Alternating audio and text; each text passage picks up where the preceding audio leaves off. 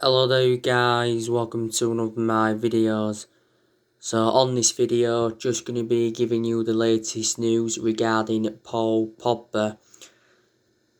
So Manchester United have rejected a new deal for Paul Pogba, and we have warned Paul Pogba that we will not break our wage structure to keep him at Old Trafford. So we're not willing to offer him what we paid Alexis Sanchez. When Alexis Sanchez was at the football club, I think we was paying him £400,000 a week. With the bonus rights and images included, we was paying him £500,000 a week. But we made obviously the right decision by getting rid of Sanchez because he endured 18 difficult months at Man United, and plus his wages were having a bad effect on the club. I think we've saved around 40 million a year in wages, But we are willing to still give Paul Pogba a pay rise. As it stands at the moment, he's on around 290 grand a week. We are looking to get him a long-term contract at the football club. Now, last Friday, we triggered that 1 year extension on Paul Pogba's contract. So that keeps him at Manchester United until June 2022. This was also confirmed by Fabrizio Romano. Pogba's agent, Mini Raiola, he said before the start of our season that Pogba wants to stay at Man United and he will hold talks over a new contract. Don't forget, he did say a few weeks before the end of last season, Pogba was close to signing a 5-year contract with Manchester United. Now, a few weeks ago, Pogba had come out and made an admission saying that one day he wants to join Real Madrid. Don't forget, last year, Paul Pogba was talking a lot about Real Madrid and Zinedine Zidane, and he said he wants to leave Manchester United because he's seeking for a new challenge. Now, not so long ago, there were stories coming out from Mundo Deportivo saying that Barcelona were interested in him, and there's obviously been narratives of him possibly going back to Juventus. Pogba did endure 4 good years with Juventus. The vast majority of his performances at Man United, though, have been totally comparison to his ones at Juventus. This season is Paul Pogba's 5th season at Manchester United since he rejoined. He's had quite a few injuries during his Man United career. For the vast majority of last season, didn't have a perception on him because he was out with that ankle injury. As it stands at the moment, Pogba's our most expensive signing because we paid £89 million for him. Pogba has won 2 trophies at the football club so far. That was the Europa League and the League Cup. He did endure a difficult time under the Jose Mourinho era, but so too did all our top players. And we had Pogba when he was a lot younger under the Sir Alex Ferguson era, but we had to let him go due to limited appearances. He's had a good couple of periods at Manchester United. I thought he did well towards the end of last season. And he did well in that 3-month period when Solskjaer was the interim manager. Hasn't had the best of starts to this season, but I think in the last couple of games he's done alright. If we were to sell Paul Pogba next summer, I think we'd probably get from between 60 to 70 million pounds for him. I think we'd find it extremely difficult to get more than the 89 million pound that we paid for him. Don't forget, at the turn of the year, we was critical of Pogba's agent, Mini Raiola. Main explanation is because he publicly criticised Solskjaer and Manchester United. By the way, I think Pogba should be starting the game tomorrow against Chelsea. Or if he doesn't start, at least we'll be involved because he hasn't started our last 2 games. So that's the breaking news on Paul Pogba.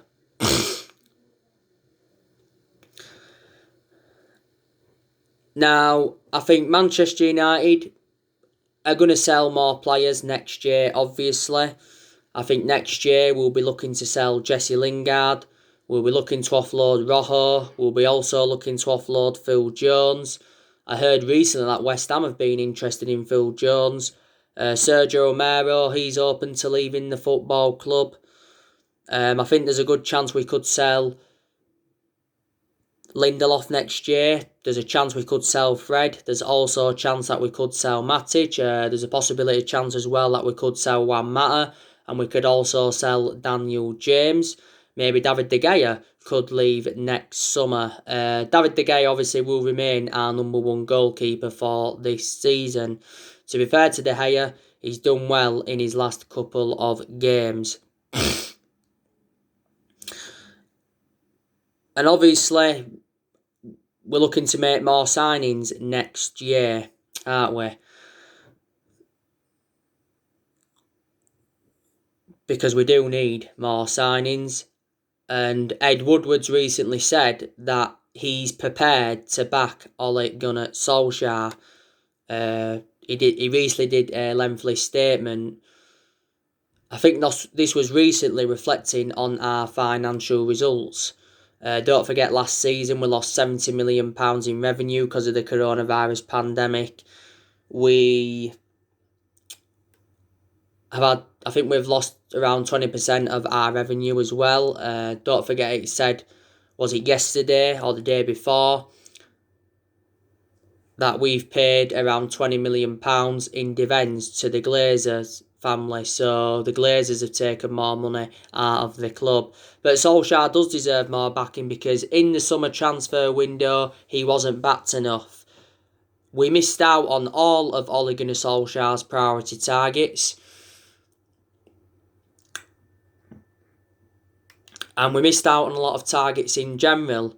You know, we obviously missed out on Jadon Sancho. We missed out on Jack Grealish. We missed out on Sergio Reguilon. We missed out on Gareth Bale. You know, we missed out on Bellingham. We missed out on Thiago. We missed out on Kalidou Koulibaly. We missed out on Nathan Ake. Missed out on Erling Haaland back in January. And said it was a shame we missed out on Haaland because he would have been an Ole Gunnar Solskjaer type signing, you know. But I just think, you know, the managers that we've had since Ferguson retired haven't been backed enough. You know, we've been critical of the board for several years, reflecting how poor our recruitment policy's been and all of that. But, you know, we've been demanding the board out for a while. Woodward's been at the football club since 2012, and the Glazers have been at the football club since 2005. You know what I mean?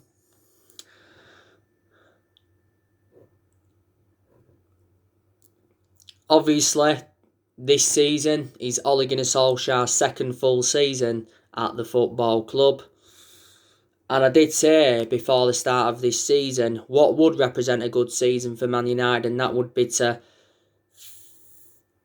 finish in the top four, maybe the top two or top three if necessary, and win a trophy.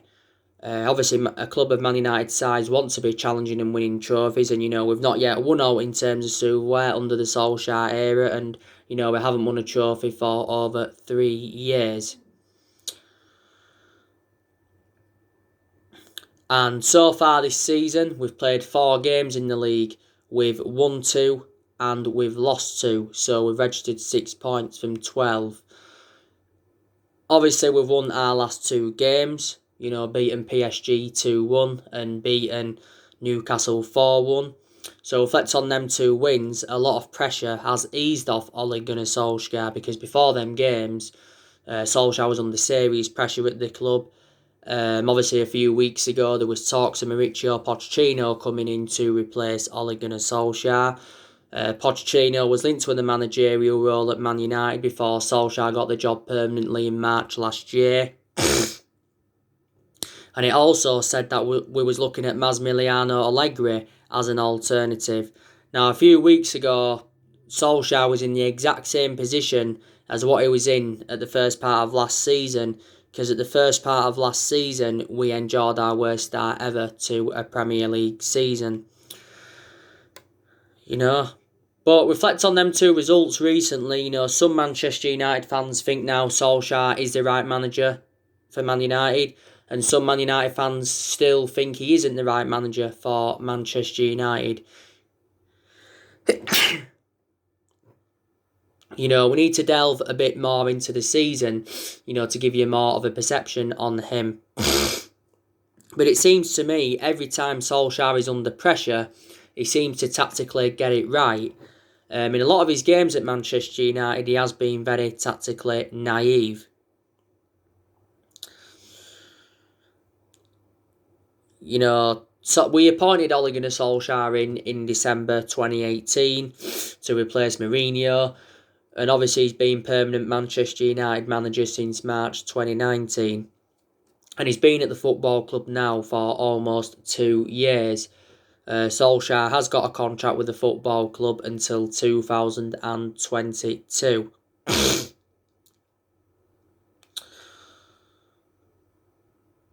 Now, I've taken positives from Ole Gunnar Solskjaer's tenure. Like I said, I credit Solskjaer for what he did last season, because last season he got us qualification for the Champions League, also got us third, and guided us to 3 semi-finals. Solskjaer's made some good signings since he became Manchester United manager. He has spent over £200 million. In the summer of 2019, he brought Daniel James, Wan-Bissaka and Harry Maguire in. In January, he bought Bruno Fernandes and he brought Odin Igalo in on loan. And in the summer transfer window this year, he obviously brought Donny van de Beek in, Alex Telles, Edison Cavani, Facundo Pellistri and Amad Traore. Amad Traore will be joining the club in January. And Solskjaer's also brought a few academy players into the club, so I like the way Solskjaer has promoted the youth. We've also seen a lot of players depart the club since he got recommended in. And we've also had some good periods under him, and I think our record against the big sides under Solskjaer is actually very, very good. And Solskjaer has managed nearly 100 games now as Manchester United manager. He's won over 50 games as Manchester United manager. But, like I said to you, I want his managerial tenure to work out because I love him a lot and he's a club legend. He was a great player for the football club for 11 years. He flourished under Ferguson's guidance.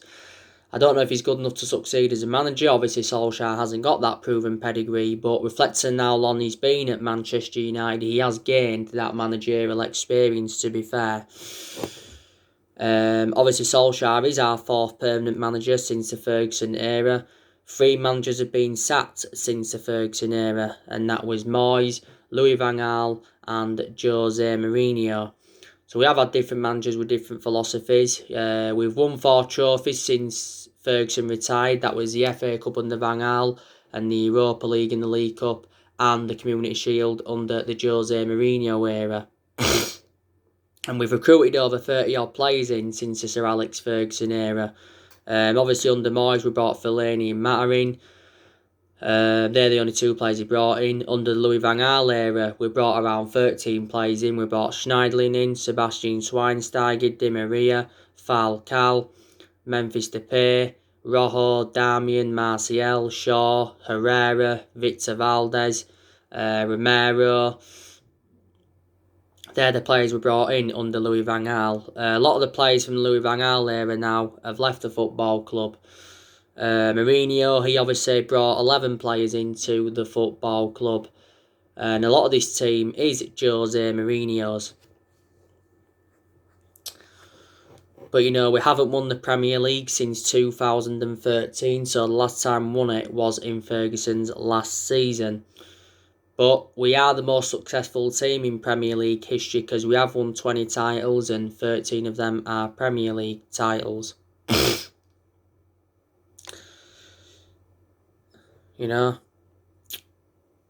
We've got a tough period coming up. Obviously, we've got Chelsea tomorrow night. That's going to be a tough game.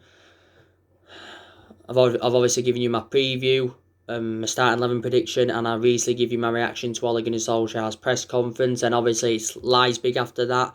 That's our second game in the group stage of the Champions League. Leipzig are last season's semi-finalists. Then obviously, we've got Arsenal, then it's Istanbul Başakşehir. That's the other team we've got in our group. And then after that, it's Everton,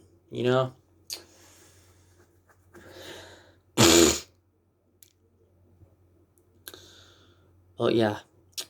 But hopefully we can beat Chelsea tomorrow. If we do beat Chelsea tomorrow, that will be 3 wins in a row in all competitions. It's going to be Ole Gunnar Solskjaer's 5th meeting as Manchester United manager with Frank Lampard. Solskjaer's already got the better of Frank Lampard 3 times because last season we beat Chelsea 3 times out of the 4 times we played them. Obviously, they did beat us in the FA Cup semi-final.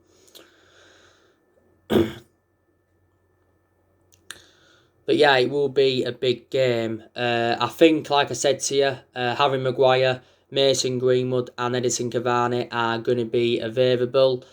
Don't forget Solskjaer's recently defended Mason Greenwood and he blasts at our ex-players for criticising him, and he said that English media are starting to go after Mason Greenwood.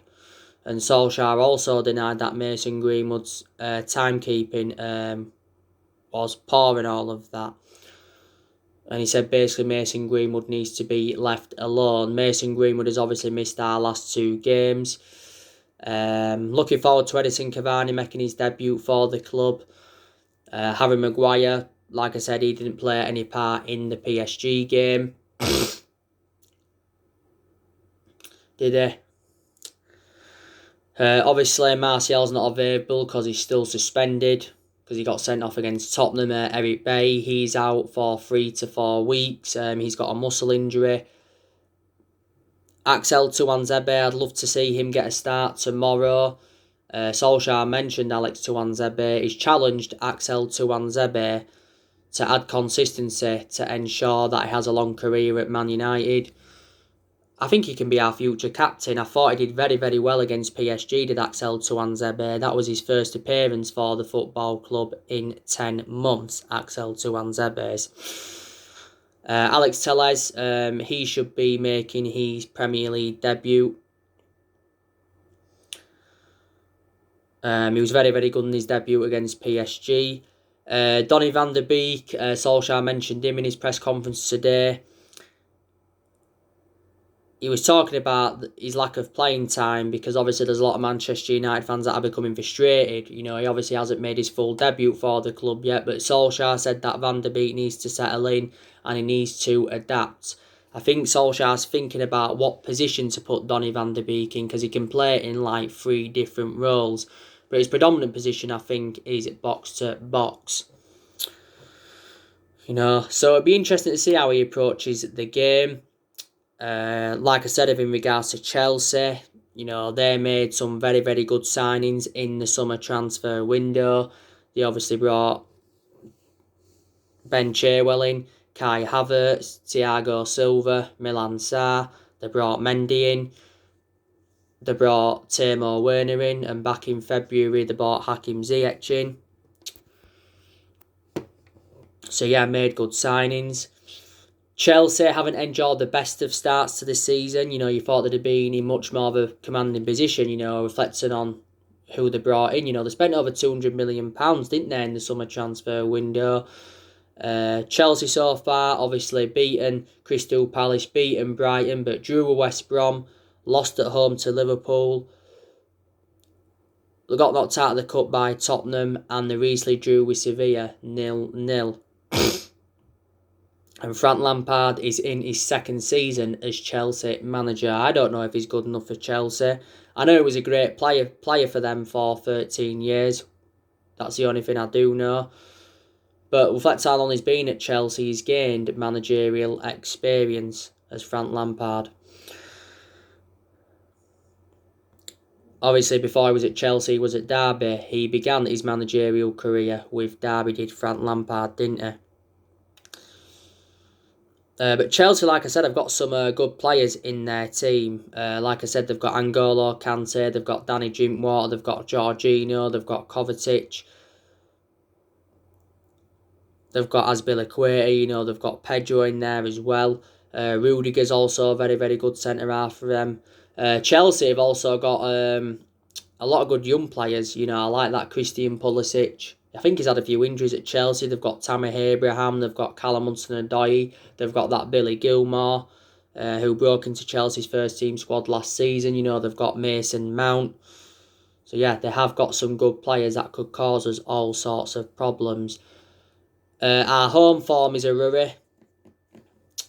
Like Solskjaer said earlier on today in his press conference, we've got to address our home form because both our defeats this season have come at Old Trafford, because we lost 3-1 to Palace and we lost 6-1 to Tottenham.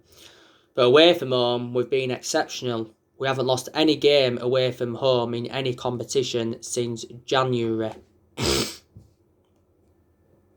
So there you go. So anyway guys, that's everything to update you today. Drop your comments, likes below on the channel. If you do, consider subscribe as always, and take care. God bless. See you all again very, very soon.